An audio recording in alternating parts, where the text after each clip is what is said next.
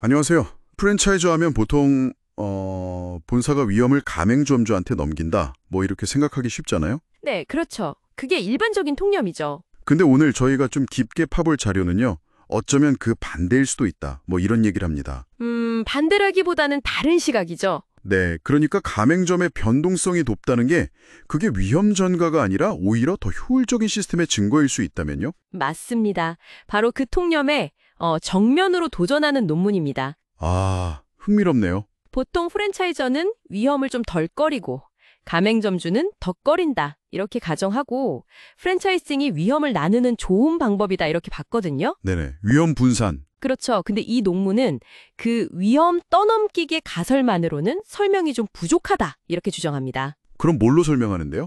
오히려 인센티브 설계 문제라던가 아니면 정보가 좀 불균형한 거, 정보 비대칭 문제로 접근해야 한다고 봐요. 아, 인센티브랑 정보. 네, 기존 연구에서 나온 경험적 증거들이 사실은 다르게 해석될 여지가 꽤 있다는 거죠. 그러니까 논의 시작부터가 그 위험 떠넘기기 가설을 뒷받침한다는 증거들, 그게 좀 애매하다 이런 지적인 거군요. 맞습니다.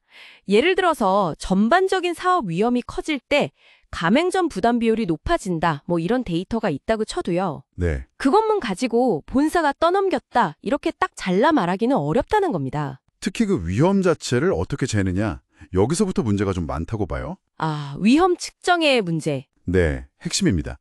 가장 흔히 쓰는 게 이제 매출 변동성인데 보통 업종 평균 데이터를 쓰거든요. 네, 그렇죠. 업종 평균. 근데 이게 개별 매장, 그 가게 하나에 진짜 위험하고는 좀 거리가 멀 수 있다는 거예요. 왜냐면 매장마다 운영 방식도 다르고 상황도 다 다르잖아요. 하긴 그렇겠네요. 그래서 통계적으로 뭐 추세를 보정하거나 변동 개수 같은 걸 써도 이 근본적인 한계는 여전하다는 거죠. 그럼 매출 말고 수익의 변동성을 보는 건 어때요? 그것도 좀 문제가 있다고 하던데요. 수익은요, 사실 그 분배 자체가 로열티율 같은 계약 조건에 따라 그냥 정해지는 거잖아요. 아, 그렇죠. 계약 따라가는 거니까. 네, 그래서 수익이 얼마나 변동하는지가 꼭 사업 자체의 근본적인 위험도를 그대로 보여준다고 보기는 좀 어렵습니다. 그럼 뭘 봐야 하나요? 그래서 이 논문이 대안으로 주목하는 게 바로 패점률입니다. Discontinuation Rates요. 패점률이요? 아예 문 닫는 비율? 네, 이건 단순히 매출이 오르락 내리락 하는 게 아니라 사업 실패, 그러니까 하방 위험, 다운사이드 리스크를 직접적으로 보여주죠. 아, 가맹점주 입장에서는 어쩌면 매출 좀 흔들리는 것보다 이게 훨씬 더 중요하게 생각할 수 있는 지표 아니겠어요? 가게가 아예 망하는 거니까요. 네, 그렇죠. 훨씬 심각하죠. 근데 이건 계약 해지라고는 또 다른 건가요? 네, 좀 다릅니다.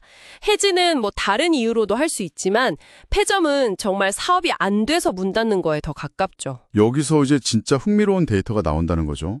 실제로는 직영점보다 가맹점에서 매출 변동성은 더 크고 평균 매출은 더 낮다. 네, 그런 경향이 나타난다는 연구들이 있습니다. 언뜻 보면 진짜 위험하고 돈 안 되는 걸 가맹점한테 맡기는 것처럼 보이잖아요. 딱 위험 떠넘기기 그림인데요. 바로 그 지점에서 이 논문이 다른 해석을 내놓습니다.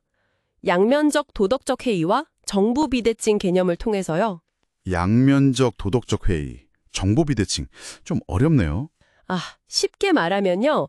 양면적 도덕적 해이는 본사나 가맹점주 양쪽 다 뭐랄까 최선을 다하지 않을 요인이 있을 수 있다는 거예요.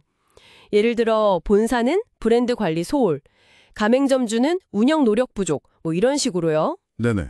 그리고 정보 비대칭은 특히 그 지역 시장 상황에 대한 정보는 본사보다 가맹점주가 훨씬 더 잘 안다는 점이 중요해요. 논문에선 이걸 뭐 생산성 충격 K 이렇게 표현했던데요. 아, 그러니까 예를 들면 우리 동네에서 갑자기 뭐 마라탕이 엄청 유행한다. 이런 건 그 동네 가맹점주는 바로 알지만 저기 멀리 있는 본사는 좀 늦게 알 수밖에 없는 뭐 그런 정보 말씀이시군요. 네, 정확합니다. 바로 그런 지역 특화 정보요. 직영점 체제에서는 본사가 그냥 평균적인 정보로 관리자를 지시하고 감독해야 하잖아요. 그렇죠. 그러니까 이런 지역 정보를 즉각 활용하는 데 좀 비효율이 생기기 쉽죠. 감독하는 데 비용도 들고요. 아, 반면에 프랜차이즈 계약은 가맹점주가 자기가 아는 그 지역 정보를 이용해서 스스로 노력을 조절하도록 아주 강력한 인센티브를 주가 됩니다. 아, 자기 가게니까 자기가 알아서 제일 잘 팔릴 방법을 찾는다는 거군요. 그렇죠. 그 결과가 바로 아까 말씀하신 그 데이터, 즉 더 높은 매출 변동성이랑 또 더 낮은 평균 매출로 나타날 수 있다는 겁니다. 잠깐만요. 그럼 왜 평균 매출은 더 낮아질 수 있는 거죠?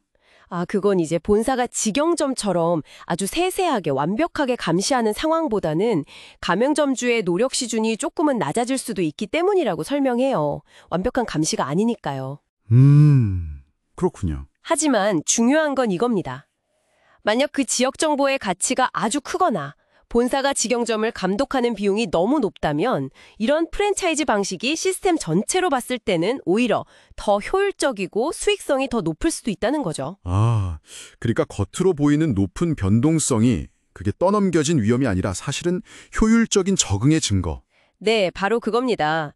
변화하는 지역 시장에 아주 효율적으로 착착 적응한 결과일 수 있다는 거죠. 위험전과 프레임과는 전혀 다른 해석이죠. 와, 정리해보면 프랜차이징을 그냥 단순히 위험 떠넘기기, 이 틀로만 보는 건 어쩌면 현실의 복잡한 면을 좀 놓치는 걸 수 있겠네요. 그렇죠. 인센티브 구조라던가 또 누가 정보를 더 많이 가졌는지 이런 정보 비대칭 문제가 프랜차이즈 시스템을 이해하는데 진짜 핵심 열쇠가 될 수 있다. 이걸 이 자료가 잘 보여주는 것 같습니다. 이런 관점이 청취자 여러분께서 프랜차이즈 비즈니스를 보시는 시각에 어떤 질문을 던질까요? 네, 마지막으로 이런 질문을 한번 던져보고 싶습니다. 만약요, 가맹점의 그 높은 변동성이라는 것이 우리가 흔히 생각하는 그런 부정적인 위험이 아니라 급변하는 시장에 대한 민첩한 적응력의 다른 표현일 수 있다면요? 적응력의 표현. 네, 그렇다면 우리는 프랜차이즈 시스템하고 직영 시스템의 성과를 평가하는 기준 자체를 좀 다르게 봐야 하지 않을까요? 과연 무엇이 진짜 성공적인 운영인지 다시 한번 생각해 볼 필요가 있겠습니다.